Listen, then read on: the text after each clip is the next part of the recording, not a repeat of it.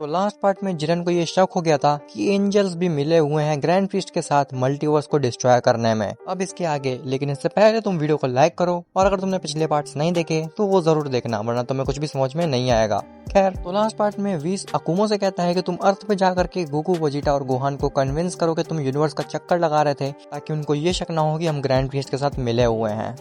ठीक ऐसा ही करता है कुमो। वो अर्थ पे जाता है गोकू, वेजिटा और गोहान के पास। यहाँ पे वो देखता है कि गोकू और वेजिटा बुल्मा से ये बात कर रहे होते हैं कि बुल्मा ने उनको अर्थ पे क्यों बुलाया, जिसके जवाब में बुल्मा कहती है कि मैंने तुम लोगों को बुलाया ही नहीं है। गोकू कहता है कि व्हीस तो कह रहा था कि तुम्हारा उसके पास कॉल आया है और तुमने कहा है कि गोकू, वेजिटा और गोहान को जल्दी अर्थ पे भेज दो, यहाँ पे कोई दिक्कत हो गई है। बुल्मा कहती है कि मेरा तो डिवाइस ही खराब है जिससे कि मैं व्हीस से कांटेक्ट करती थी, तो मैं कैसे ही उससे कांटेक्ट कर पाऊंगी। कुमो कहता है कि वो सब छोड़ो, व्हीस कह रहा था कि मुझे तुम लोगों ने याद किया। गोकू कहता है कि तुम बीरस के प्लेनेट पे थे ही नहीं और ना ही तुम जेनो के पास गए थे, तो तुम थे कहाँ पे। कुमो कहता है कि मैं तो यूनिवर्स देख रहा था, क्योंकि पहले जब मैं यहाँ पे था तब ऐसी ऐसी प्लैनेट्स और गैलेक्सीज नहीं थी जो अब एग्जिस्ट करती हैं। खैर, दूसरी तरफ ग्रैंड प्रीस्ट एल हरमानो और फ्रीजा को ट्रेन कर रहा था। अब उनको ट्रेन करने में कई सालों लग जाते, इसीलिए ग्रैंड प्रीस्ट ने अपने टाइम मैनिपुलेशन की मदद करके फ्रीजा और एल हरमानो को इतना ज्यादा फास्ट कर दिया था कि उनका 1 सेकंड 1 साल के बराबर था, जिसकी वजह से फ्रीजा और एल हरमानो केवल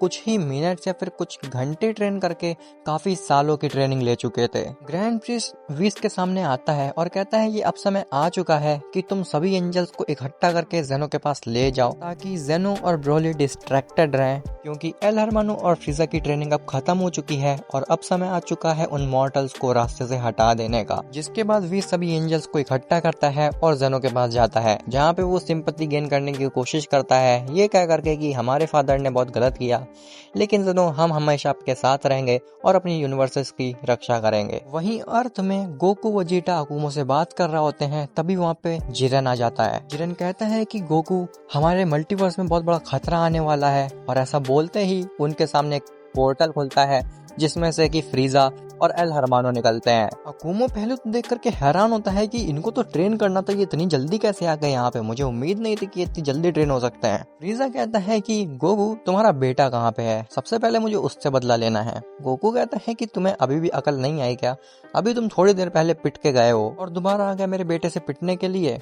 फ्रीजा कहता है कि वो तो वक्त ही बताएगा। जिरन एल हरमानो से कहता है कि तुम यहाँ पर क्यों आए हो, तुमने हमारे पेरेंट्स को तो मार ही दिया, अब क्या मुझे भी मारना चाहते हो। एल हरमानो जिरन की इस बात को इग्नोर करता है। फ्रीजा कहता है कि मुझे लगता है कि तुम्हारे बेटे से बदला लेने के लिए मुझे पहले तुम्हें मारना पड़ेगा। ऐसा बोलते ही फ्रीजा गोकू और वेजिटा पे हमला कर देता है और उनको एक ही अटैक में वापस से डाउन कर देता है, क्योंकि फ्रीजा तो अपने आप को और भी ज्यादा ताकतवर बना के आया था, लेकिन गोकू और वेजिटा को समय ही नहीं मिला। इसके बाद एल हरमानो भी जिरन के ऊपर अटैक कर देता है और वो उसे भी एक ही अटैक में डाउन कर देता है। जिसके बाद गोहान को एक की महसूस होती है अजीब सी। जब वो उसको फॉलो करता है तो देखता है कि फ्रीजा के पैरों के नीचे गोकू और वेजिटा है। ये चीज देखने के बाद गोहान को फिर से गुस्सा आता है और वो फ्रीजा को रोकने के लिए अपनी ओमनी फॉर्म में ट्रांसफॉर्म होता है। फ्रीजा पहले से कई ज्यादा ताकतवर हो गया था, लेकिन फिर भी वो ओमनी गोहान के सामने नहीं टिक पाता, और ओमनी गोहान जैसे ही मारने जा रहा होता है फ्रीजा को, वैसे ही अकुमो पीछे से गोहान पे अटैक करके उसे भी डाउन कर देता है। ये चीज देखने के बाद सबको ही समझ में आ जाता है कि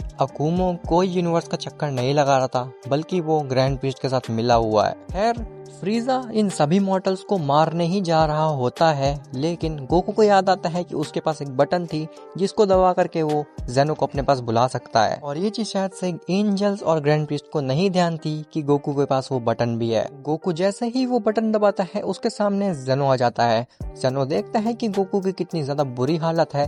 जब वो गोकू से पूछता है कि तुम्हारी ऐसी हालत किसने की, गोकू कहता है कि जेनी, ये जो तुम्हें सामने 3 मॉर्टल्स दिख रहे हैं, ये मल्टीवर्स को तबाह करने के लिए आए थे और ये ग्रैंड प्रीस्ट के साथ मिले हुए हैं।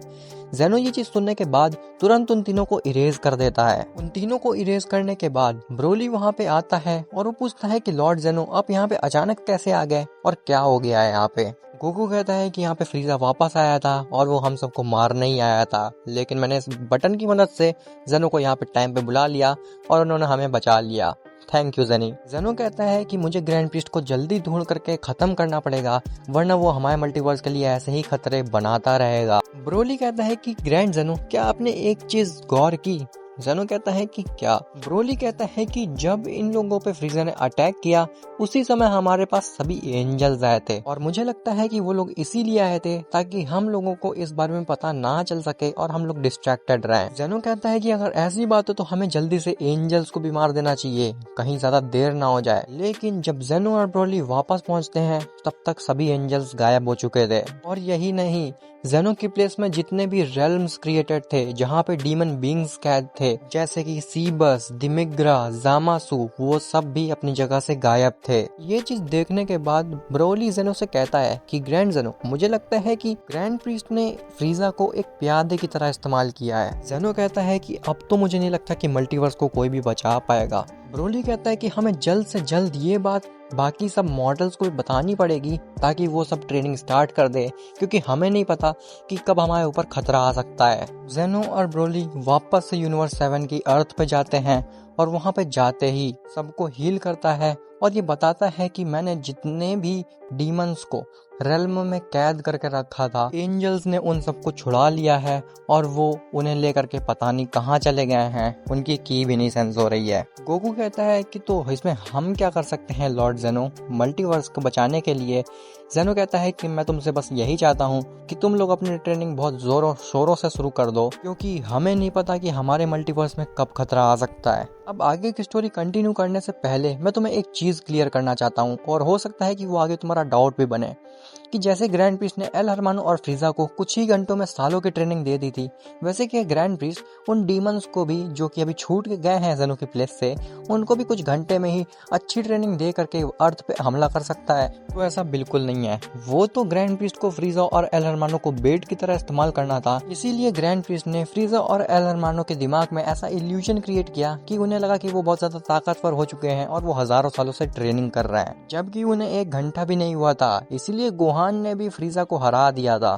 खैर, ब्रोली जेनो से कहता है कि ग्रैंड जेनो, कैसा हो कि अगर मैं भी अर्थ पे रह करके इनके साथ ट्रेनिंग करूं, क्योंकि भले ही मैं आपका अटेंडेंट बन गया हूं लेकिन मैं हूं तो एक मॉर्टल ही। अगर मैं ट्रेनिंग नहीं करूंगा तो मेरी समय के साथ बॉडी और स्ट्रेंथ वीक होती चली जाएगी। जेनो कहता है कि यहाँ पे ट्रेनिंग करने से अच्छा है मैं तुम सबको एक ऐसे रेल्म में भेज देता हूँ जो कि हाइपरबोलिक टाइम चेम्बर से भी 1000 टाइम्स बेटर है। और हाँ, तुम लोग बीरस को भी ट्रेनिंग करने के लिए अपने साथ में लेके जाओ, क्योंकि उसने समय समय पे मेरे को इतना ज्यादा इम्प्रेस किया है अपने पोटेंशियल से कि मुझे पता है कि अगर बीरस ट्रेन करेगा तो वो अकेले भी मल्टीवर्स को बचा सकता है। इसके बाद इन सभी मॉडल्स को Goku, Vegeta, Gohan, Broly, Jiren और बीरस जेनो एक दूसरे रेल्म में भेज देता है जहाँ पे वो और अच्छे से ट्रेनिंग कर सके। वहीं दूसरी तरफ ग्रैंड प्रीस्ट के पास पूरी आर्मी होती है डीमंस की। ग्रैंड प्रीस्ट सभी डीमंस को कन्विंस करता है ये कह करके कि मुझे पता है कि तुम सब लोग यूनिवर्स को तबाह करना चाहते थे,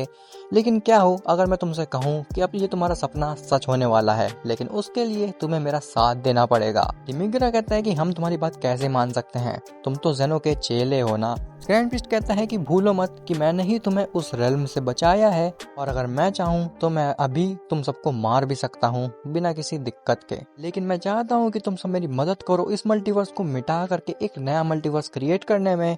अगर तुमने मेरी मदद की तो मैं तुम सबको उस मल्टीवर्स का डीएटीज बना दूंगा। अब क्या ग्रैंड प्रीस्ट कामयाब हो पाएगा मल्टीवर्स को डिस्ट्रॉय करके अपना नया मल्टीवर्स क्रिएट करने में, या फिर गोकू, वजीटा और उनकी गैंग कामयाब हो जाएगी मल्टीवर्स को सेफ रखने में? खैर, ये सब तुम्हें पता चलेगा नेक्स्ट पार्ट में।